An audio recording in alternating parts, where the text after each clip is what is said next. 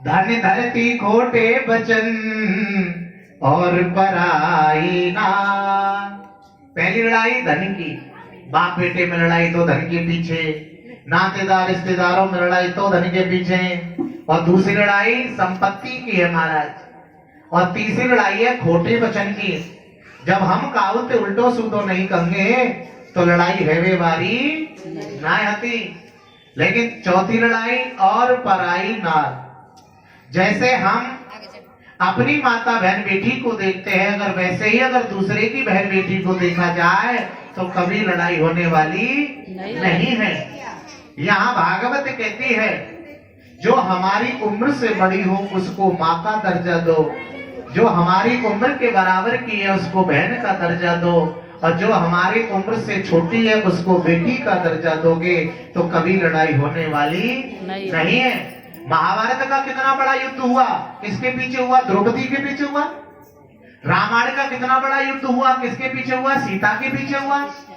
महाराज शास्त्र कहता है जब तक अपनी दृष्टि को समान भाव से नहीं रखोगे जब तक तुम्हारा जीवन सफल होने वाला नहीं है। क्योंकि मन ही चंचल कृष्ण प्रमादी बलभद्रणम तस्याहम निकृतो मन्ये स्वायोरिव सुदुष्करम। ये मन बड़ा चंचल है, ये भागता रहता है, कभी रुकता नहीं है।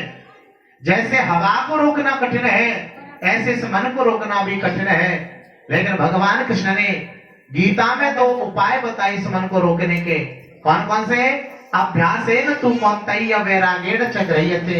एक तो अभ्यास है, जब भी ये मन बाहर भागना चाहे तुरंत इसको खींच करके भगवान के चरणों में डाल दो।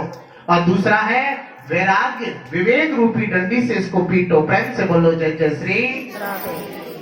आज जिसके पास भी मणि जा रही है वही मर रहा है महाराज। जामंत की लेके चले गए अपनी गुफा में, बहुत टाइम बीत गया, बहुत समय बीत गया। जब कई दिनों तक प्रसेनजित लौट के नहीं आया तो एक दिन सत्राजित ने अपनी पत्नी से कहा देवी लगता है कि जो मणि मैंने कृष्ण को नहीं दी उस मणि को कहीं मेरे भाई को मार करके कृष्ण ने तो नहीं ले ली, लेकिन इस बात का प्रमाण नहीं मिला, अभी तुझे किसी को बताना नहीं है। और पत्नी ने मना भी किया मैं किसी को नहीं बताऊंगी।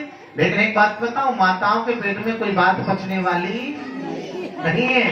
कितना भी मना करोगे ना फिर भी अदबद के किसी ना किसी को बता ही देगी। ज्यादा नहीं तो अपनी सहेली ही बतावेगी, जाते प्रेम करेगी। बहन हमारो आदमी ऐसे ऐसे कह रो पर तू काबू बताइयो मत, मैं तोते बता रही हूँ। जब तू ना मानी तो वो कैसे मान जाएगी? इसलिए शास्त्र कहता है हाँ, और बढ़ा के बताते हैं, याद रखना। और छोटी सी बात की बड़ी और करते हैं। प्रेम से बोलो जय जय श्री। अच्छा एक बात और है, अगर किसी बात का हमें अगर प्रचार भी जल्दी कराना हो ना तो बस 2-4 मैया को बता दो, अपने आप पूरे मोहल्ला में फैल जाती है। प्रेम से बोलो जय जय श्री। इसलिए शास्त्र कहता है आज सत्राजित ने अपनी पत्नी को मना किया कि देखिए किसी को नहीं बताना, किसी को नहीं बताना, अभी प्रमाण नहीं मिला। लेकिन थोड़ी देर बाद तो पूरे में हल्ला हो गया। धीरे धीरे ये बात पूरी द्वारका में फैल गई कि कृष्ण ने सत्राजित के भाई को प्रसेनजित को मार दिया मणि के चक्कर में आकर के। और भगवान कृष्ण को कलंक लग गया। क्या लगा? यहाँ कलंक लगा। अच्छा कलंक राम जी को भी लगा था, कलंक भगवान कृष्ण को भी लगा है। जब इस संसार ने राम कृष्ण को नहीं छोड़ा कलंक लगाए बिना तो हमारी तुम्हारी तो बात क्या है? जब कोई प्राणी ऊंचा उठना चाहता है ना तो उसके पैर पकड़ने वाले बहुत होते हैं, पैर खींचने वाले। क्योंकि प्राणी अपने दुख से दुखी नहीं है, दूसरों के सुख से ज्यादा दुखी है महाराज। याद रखना। प्रेम से बोलो जय जय श्री। इसलिए शास्त्र कहता है कर भला होगा भला और कर बुरा होगा बुरा। जैसी प्राणी नियत रखता है, जैसी प्राणी सोच रखता है, वैसा ही उसको फल प्राप्त हो जाता है। इसलिए यहाँ भागवत कहती है कि छोटी सी जिंदगी है, इसमें केवल प्रेम रखो महाराज। अपने जीवन को परमात्मा के समर्पित कर दो। किसके समर्पित? भगवान के समर्पित करना है। श्री सुखदेव जी राजा परीक्षित से कहते हैं राजन आज भगवान को कलंक लग गया, लेकिन भगवान घबराए नहीं।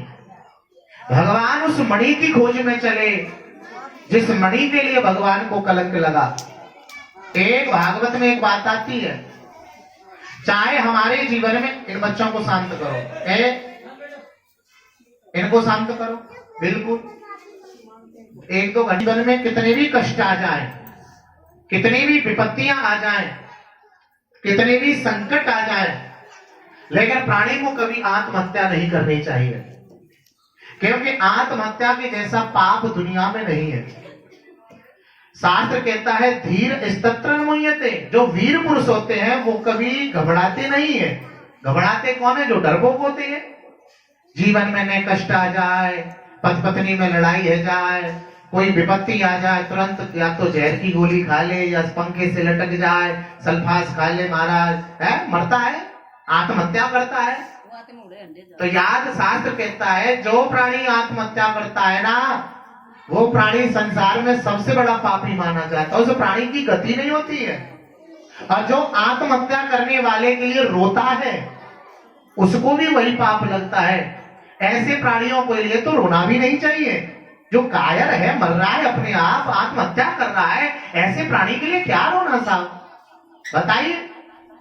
इसलिए कितना भी कष्ट आए जीवन में, बस परमात्मा के समर्पित करते अपने जीवन को आधारित करो, और हर समस्या का समाधान एक न एक दिन जरूर मिलता है। याद रखे ना, आज दुख है कल सुख भी आएगा, आज सुख है कल दुख भी आएगा। ये सुख दुख की तो गाड़ी है भाई। हमें सुख ही सुख मिलते रहे तो कष्टों का क्या पता चलेगा कि हमारे जीवन में कष्ट क्या है। अगर हमें कष्ट ही कष्ट मिलते रहे तो सुख का अनुभव कैसे होगा। इसलिए भागवत कहती है जहां सुखस्य दुखस्य न को पिताता और निज कृत्य कर्म भोग सुन भ्राता। न कोई किसी को सुख देता है, न कोई किसी को दुख देता है, अपने कर्मों के द्वारा हमें सुख दुख भोगना पड़ता है। इसलिए परमात्मा पे भरोसा रखिए, बस यही बात कहिए कि जाए वेद राखे राम, ताए वेद रहिए, जाय वेद राखे राम, ताई वेद रहिए। सीताराम सीताराम सीताराम कहिए, सीताराम सीताराम सीताराम कहिए। जाए वेद राखे राम, ताए वेद रहिए, जाय वेद राखे राम, ताई वेद रहिए। सीताराम सीताराम सीताराम कहिए, सीताराम सीताराम सीताराम कहिए।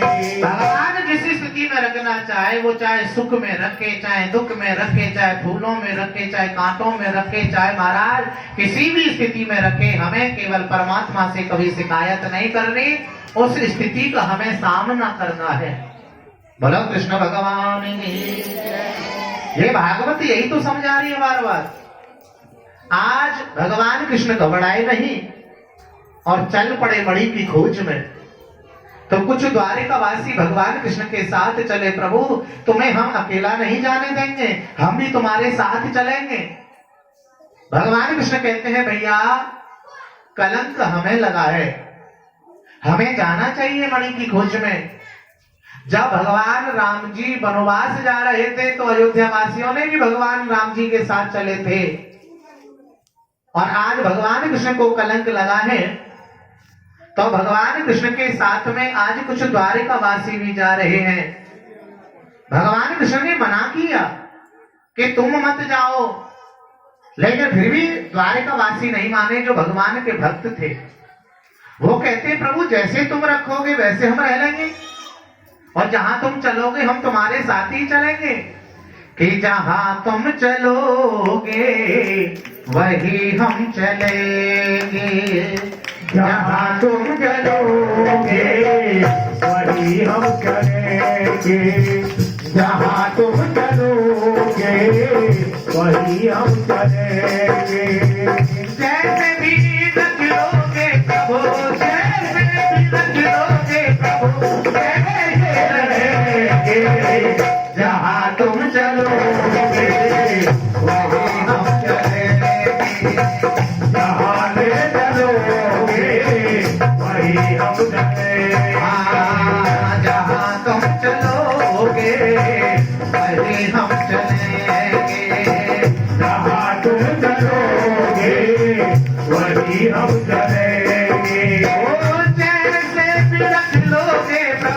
जैसे भी रख लोगे रहो, वैसे ही रहेंगे जहाँ ले जैसे भी रख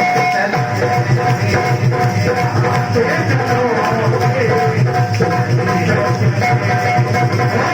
जैसे भी रख लोगे रहो,